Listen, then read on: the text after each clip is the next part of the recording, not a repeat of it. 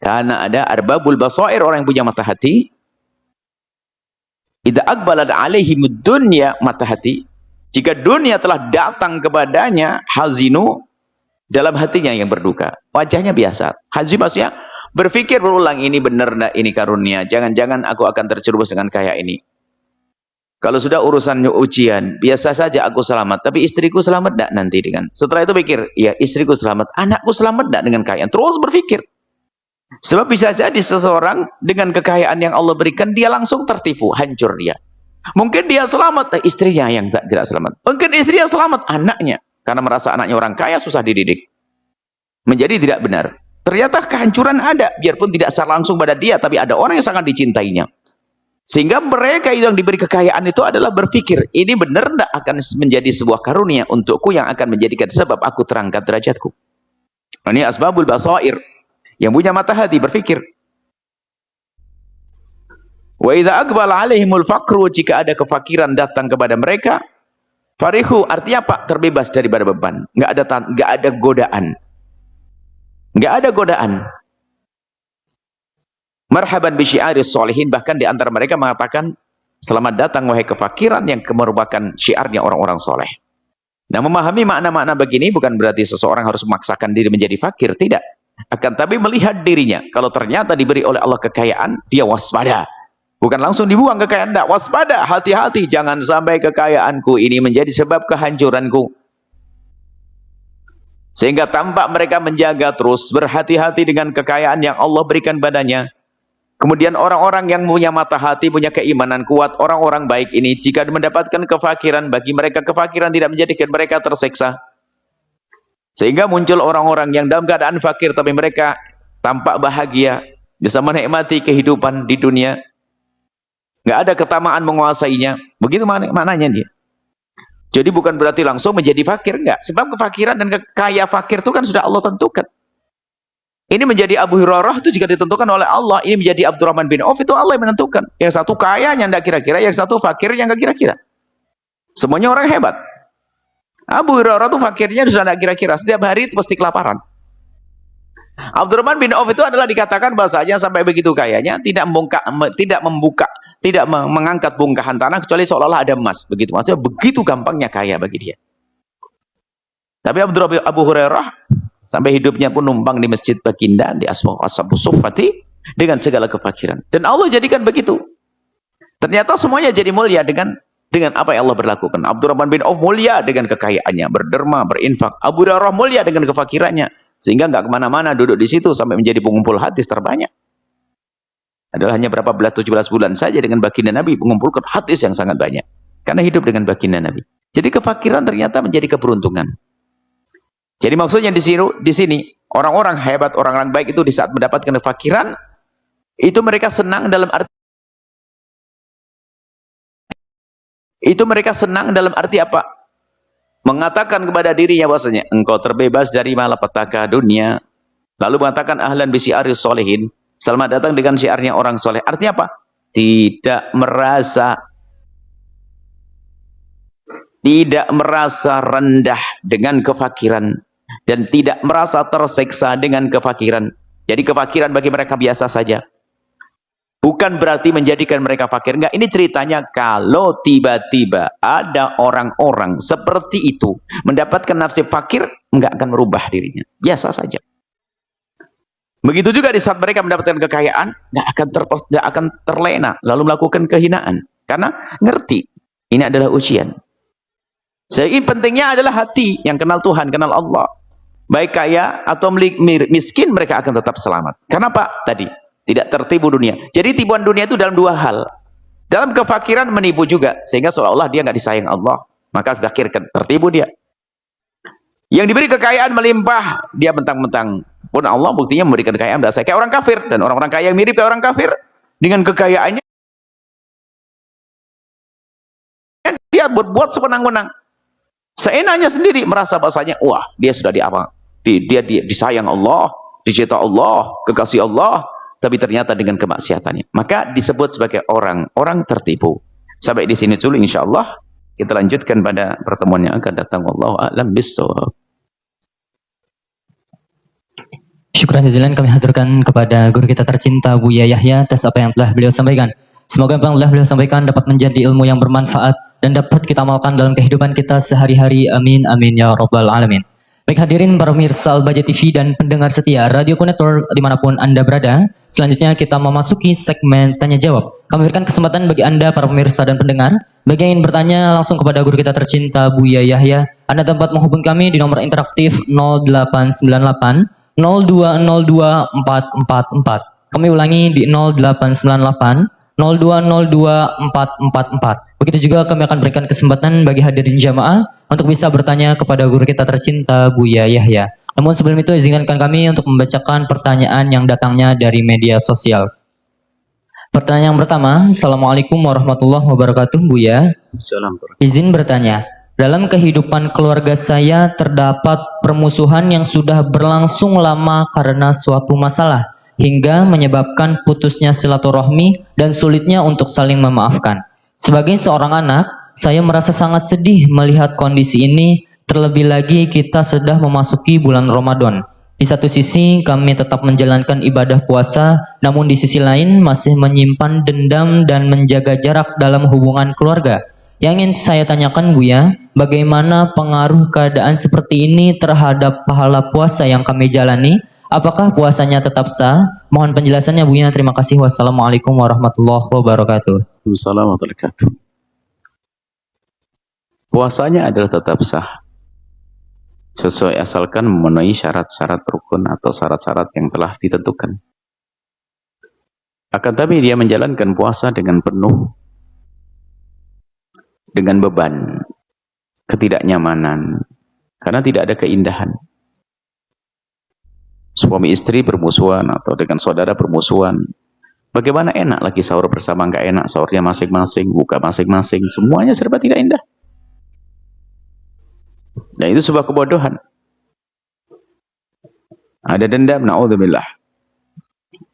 Jauhi dendam, selamat tinggal dengan dendam, jangan dipiara dendam. Miara dendam seperti miara koreng, cuman di dalam hati. Hanya orang bodoh saja membiarkan dendam. Jangan menjadi orang bodoh. Seperti orang punya koreng di pipinya, mau diobati bilang jangan, saya sayang dengan koreng ini, biarin saja. Ada orang bodoh. Koreng disembuhkan. Sama. Dendam di dalam hati, koreng dahsyat di dalam hati. Menjadikan semuanya tidak indah. Maka yang bertanya tadi, sebagai seorang anak, jadilah juru damai di antara orang-orang yang berselisih. Dekatlah dengan mereka semuanya. Sehingga suatu ketika setelah kita dekat dengan mereka, merasakan kedekatan dan mereka merasa dekat dengan Anda, bolehlah setelah itu Anda masuk dengan pesan-pesan dan nasihat. Harus. Bisa jadi, mohon maaf, kadang-kadang perseteruan itu, makanya kami yakin hamba-hamba terkasih Allah, orang-orang baik ini, ya tetap baik pada dasarnya. Bisa ada dendam mungkin. Akan tapi bisa jadi dendam itu sudah luntur, berlarut, sudah luntur lama. Cuman karena kekikukan di dalam memulai ini kadang terjadi. Ada saudara dengan saudara itu sebetulnya mereka sudah saling damai dalam hati. Dia sudah memaafkan. Sehingga diam-diam memberikan kebaikan kepada ponakannya dan sebagainya. Ada menemukan. Cuman kalau ketemu masih belum bisa. Tapi diam-diam hatinya sudah baik. Ya kan masih ada kesombongan untuk mengatakan aku memaafkan atau minta maaf, belum bisa. Jadi ada sebenarnya damai sudah ada, tapi kekikuan, gimana memulainya. Ini ada. Bahkan sahabat dengan sahabat kadang-kadang tiba-tiba tidak tegur sapa tanpa alasan. Sehingga terlanjur kikuk. Padahal dia nggak ada masalah. Tapi bisa jadi yang dari dendam tadi busuk, kotor, rendah. Inna, capek. Hati-hati jangan duduk dengan orang pendendam. Nanti Anda pun dapat giliran didendami sama dia. Percuma. Hati busuk, hati kotor, mendendam. Aku tidak rela, nanti aku tuntut nanti di akhirat. So, serem banget. Kita perlu orang yang memaafkan. Hati lapang. Baik. Anda harus menjadi juru damai di antara mereka. Dengan cara pertama, membuat pendekatan kepada mereka. Dekatlah Anda dengan yang di sana dan di sana. Anda dekat di sana, jangan Anda memihak salah satu, agar Anda bisa masuk. Setelah Anda dekat hati Anda dengan mereka, baru Anda mulai masuk. Dengan nasihat-nasihat halus, pesan-pesan halus. Bahkan dalam membuat damai, mendamaikan orang, kita boleh berbohong. Bohong yang diizinkan diantaranya adalah bohong untuk mendamaikan orang. Bisa jadi di saat Anda duduk dengan si A yang lagi bermusuhan dengan si B, Anda ngomong kepada si A bahwa B pernah ngomong padaku bahwasanya ingin makan bareng denganmu, atau pengen pergi denganmu, atau titip salam kepadamu. Si A pun setelah mendengar begitu, mulai terbuka hatinya. Oh, benar begitu? Iya. Oh, ya. Diam-diam terdalam di hati, Mak. Di saat ketemu si B, ngomong saja, si A titip salam kepadamu, atau pengen makan denganmu, atau pengen minum denganmu, pengen duduk-duduk denganmu. Lama tidak ketemu denganmu, katanya. Si B mendengar berita begitu juga terbuka hatinya. Masa iya? Iya. Boleh. Padahal tidak ada itu semuanya. Sehingga ada begitu pentingnya menjadi juru damai sampai diizinkan berbohong untuk mendamaikan dua orang.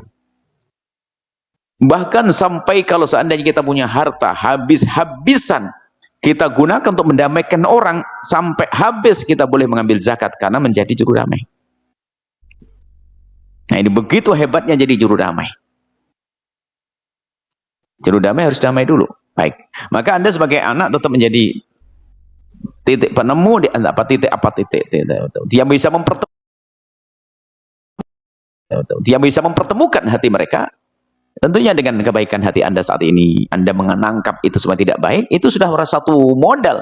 Yang jadi masalah, Anda tenggelam di dalam permusuhan mereka. Anda masuk salah satu grup mereka. Grup yang bermusuhan dengan grup yang lainnya. Anda masih aman hari ini, Anda mengerti bahasanya itu lagi berselisih, bersengketa, tidak akrab, Anda mengerti, baru Anda buat pendekatan pada duanya.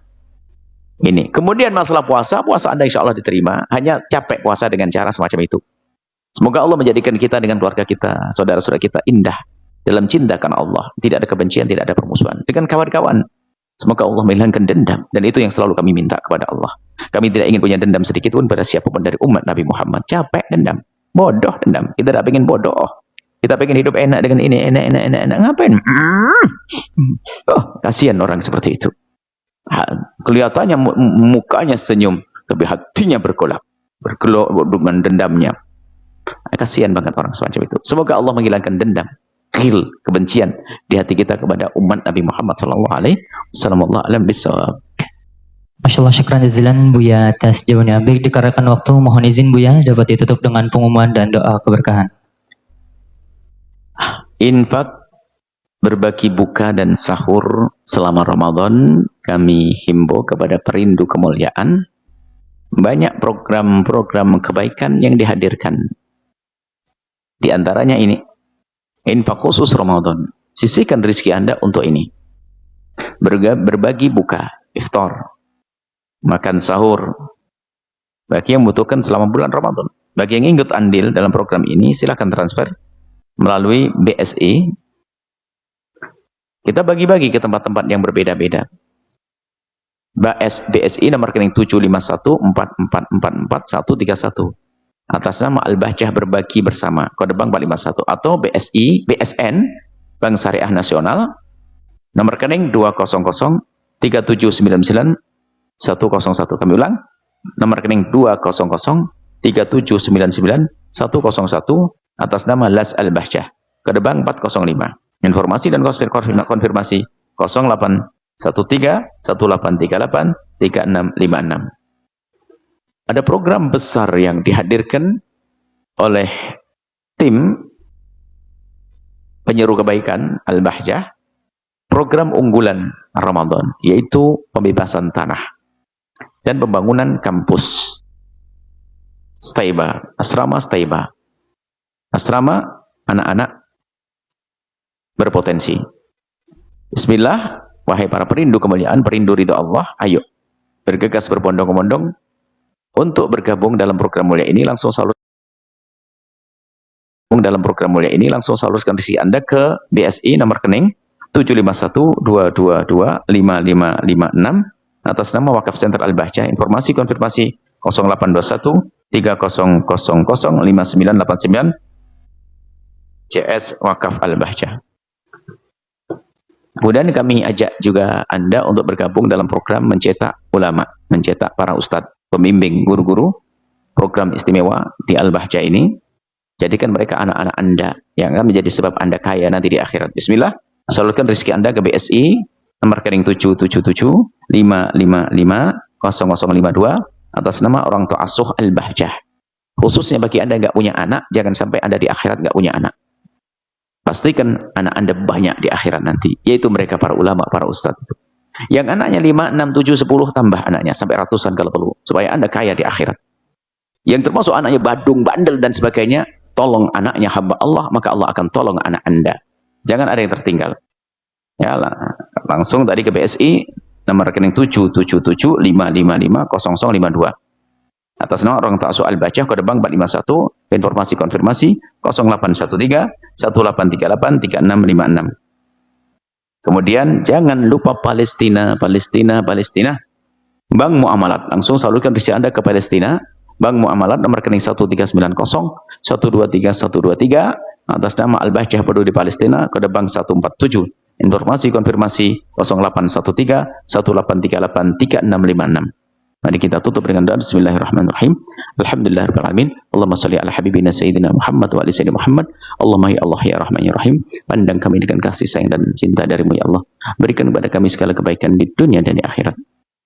Ampuni kami, orang tua kami dan guru-guru kami. Berikan kasih sayangmu kepada mereka ya Allah. Jadikan kami hamba yang saling mencintai karenamu. Jauhkan kami dari benci, dendam, dengki kepada sesama kami. Jika dari antara kami ini ada yang mendendam, kami mohon bersihkan. Jangan seksa mereka ya Allah dengan kekotoran hati ya Allah. Jangan seksa kami dengan kebencian di hati kami. Jangan seksa kami dengan dendam ya Allah. Ganti dengan cinta ya Allah. Ganti dengan cinta ya Allah. Ganti dengan cinta kepada sesama kami, sehingga yang ada pada kami adalah keindahan. Jika ada orang menyakiti kami, zalim pada kami, aniaya kepada kami, menfitnah kami, menggunjing kami ya Allah, dia itu ya Allah. Berikan kepadanya segala kebaikan, ampuni dia ya Allah. Jangan hukum dia ya Allah, karena dia umat kekasihmu Nabi Muhammad. Kami tidak rela jika mereka engkau hukum karena menyakiti kami ya Allah. Kami maafkan dia, maka maafkan dia ya Allah. Yang sempit rizki lapangan dengan rizki yang halal penuh berkah. Yang sakit sembuhkan, yang punya hutang mudahkan kami dalam bayar hutang-hutang kami. Kami mohon ya Allah ya Rahman ya Rahim, wahai Zat yang Maha Kasih. Kami mohon ya Allah ya Allah ya Allah ya Allah. Jadikan kami juru damai di negeri ini Allah, yang jauh dari fitnah dan menfitnah. Jauh dari menfitnah dan difitnah. Dan kami mohon ya Allah ya Allah ya Allah, mudahkan kami ya Allah menghidupkan Ramadan dengan bermacam-macam kebaikan dan terima amal baik kami. Jadikan kami hamba yang beruntung di Ramadan dengan pahala berlipat ganda dan pengampunan darimu ya Allah. Panjangkan umur kami dalam ketaatan serta sehat walafiat. Berikan kepada kami semua husnul khatimah, mati dalam keadaan iman. Dan kami mohon ya Allah, jadikanlah ucapan kami di akhir hayat kami kelak, saat engkau hendak mencabut nyawa kami. Kami ingin saat itu ya Allah, hati dan lidah kami mampu mengucapkan kalimat agung dan mulia, la ilaha illallah sayyidina Muhammadur Rasulullah, la ilaha illallah sayyidina Muhammadur Rasulullah, la ilaha illallah sayyidina Muhammadur Rasulullah sallallahu alaihi wasallam. Rabbana atina fid dunya hasanah wa fil akhirati hasanah wa qina adzabannar. Wa sallallahu ala sayyidina Muhammadin wa ala alihi washabbihi wasallam. Walhamdulillahi rabbil alamin. Asyhadu an la ilaha illallah, nastaghfirullah, nas'alukal jannata wa na'udzu bika minan nar. Asyhadu an la ilaha illallah, nastaghfirullah, nas'alukal jannata wa na'udzu bika minan nar. Asyhadu an la ilaha illallah, nastaghfirullah, nas'alukal jannata wa na'udzu bika minan nar. Allahumma innaka 'afuwun tuhibbul 'afwa fa'fu 'anna. Allahumma innaka 'afuwun tuhibbul 'afwa fa'fu 'anna. Allahumma innaka 'afuwun tuhibbul 'afwa fa'fu 'anna ya karim. Asyhadu an la ilaha illallah, nastaghfirullah, nas'alukal jannata wa na'udzu bika minan nar. Asyhadu an la ilaha illallah, nastaghfirullah, nas'alukal jannata wa na'udzu bika minan nar. Asyhadu an la ilaha illallah, nastaghfirullah, nas'alukal jannata wa na'udzu bika minan nar. Allahumma innaka 'afuwun tuhibbul 'afwa fa'fu 'anna. Allahumma innaka 'afuwun tuhibbul 'afwa fa'fu 'anna. Allahumma innaka 'afuwun tuhibbul 'afwa fa'fu 'anna ya karim. Asyhadu an la ilaha illallah, nastaghfirullah, nas'alukal jannata wa na'udzu bika minan nar. Asyhadu an la ilaha illallah, nastaghfirullah, nas'alukal jannata wa na'udzu bika minan nar. Asyhadu an la ilaha illallah, nastaghfirullah, nas'alukal jannata wa na'udzubika minan nar. Allahumma innaka 'afuwun tuhibbul 'afwa fa'fu 'anna. Allahumma innaka 'afuwun tuhibbul 'afwa fa'fu 'anna. Allahumma innaka 'afuwun tuhibbul 'afwa fa'fu 'anna ya karim. Bismillahirrahmanirrahim. Fatihah.